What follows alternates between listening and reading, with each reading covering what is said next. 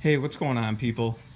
I picked up this DVX 250. It's a 2007, and lo and behold, there is no information on these things. There's hardly any aftermarket parts, and a lot of the information I read online actually is not true from some Articat forums, people just talking. So there's a few things I want to go over, and the first being, no matter what anyone tells you, this motor does not share the same oil as this gearbox. It just does not. This has its own separate drain plug right here, and it runs a 90 weight oil. This is where you fill it. There is no filler hole to where you can take one of these out to see when it's full. It uses about a half a quart of 80W90 gear oil. So no matter what you read, no matter what anyone says, they do not share oil. When I got this, I changed that and it was milk, so I flushed it about 5 or 6 times. So that's the first thing. The second thing is, unlike a lot of four-wheelers where there's tensioners down here that go in, you could back the nuts off right here and here, and then you tighten it and one side of the axle will move at a time. This actually, you break this free and that free, and you break that loose right there. Take a screwdriver, see this hole right here? Stick it through that hole and get it to meet inside one of these holes. When you roll the four-wheeler backwards, it's going to tighten the chain and essentially move this. When you roll it forward, it's going to loosen the chain. So what you want to do is, when you get it to where you like it, pull down on it or have someone sit on it, check your chain tension, and then tighten your bolts back down, and that's that. So a lot of people I know had questions about that. I feel like in the forums no one had any answers. I got this thing ripped apart because I redid the plastics on it, and I'm still waiting on that fender. And I took the motor out and painted the frame and the rims and pretty much everything on it. I do have a couple other wheelers over there. So yeah, that's that. If you come over here, this nut right here will drain all the fluid from your radiator. So you just want to pop your cap, get something to drain it into, break that nut free, pull it out, let it come out, squeeze your hoses a little bit, make sure it's clean. I'll take some fresh 50/50 and flush it through and let it leak out. I don't know, maybe a cup or 2 cups. That way I know it's got nice clean stuff in. Reservoir over there.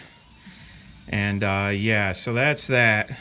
I did put a, you can't see it now, but I put a 13 tooth front sprocket on it. Now I could not find one anywhere made specifically for this four-wheeler. So I ordered one for KLX 300 Kawasaki. And let me see if I have an extra sprocket. So for instance, it came, this is actually another 13 tooth, but this is for a different four-wheeler. It had a bunch of holes in it like this, but none of them were threaded. So I couldn't put the keeper on it. So what I did was, I took the keeper that came on the four-wheeler and I just opened the holes up on it a little bit because they didn't perfectly meet, and then I just threaded 2 holes on it and stuck it in there for a 13 tooth front sprocket. Now it's got a little bit better acceleration. It could do a wheelie now if I wanted it to. Also, here's the main thing with me, because I'm not familiar with these belt driven machines into final chain drive. Now if you come over here, you know, I'm probably not telling you anything you don't know, but this is my 660, and you can't see it, but it's just regular sprocket, front sprocket to rear sprocket drive. That's it. None of this belt stuff. So when I got the wheeler home, and it was quiet because when I bought it, it was windy. But when I got it home, I started it up and it wasn't smoking. But man, it was loud, and it sounded like it had rod knock. Just clack, clack, clack, clack, clack, clack. So I adjusted the valves, started it back up, and that was that.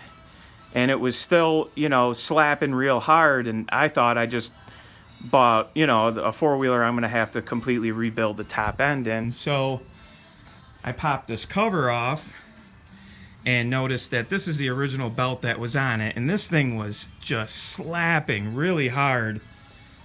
So I pulled the clutch out, put the new belt in, and now it runs and sounds fine. Also, this is the carburetor that it came with.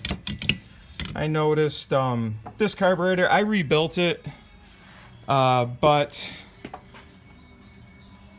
the ears that the float pin slides on are really wore out, and they're like cone shaped now. So I just went and bought a new carburetor for it. That's what I'm waiting for, that and my fender and a few other little miscellaneous things. And I put brake pads on it. That's all pretty normal. But yeah, there's just, you know, some things I wanted to go over with people because there's just nothing on these four-wheelers out there. Nothing at all. Especially when it comes to changing the fluid in the rear end. You want to get some Lucas 80W90. That's what I used. I bought it right from AutoZone. And some parts cleaner, all that good stuff. But yeah, I think that's really about it. I put a new spark plug in it.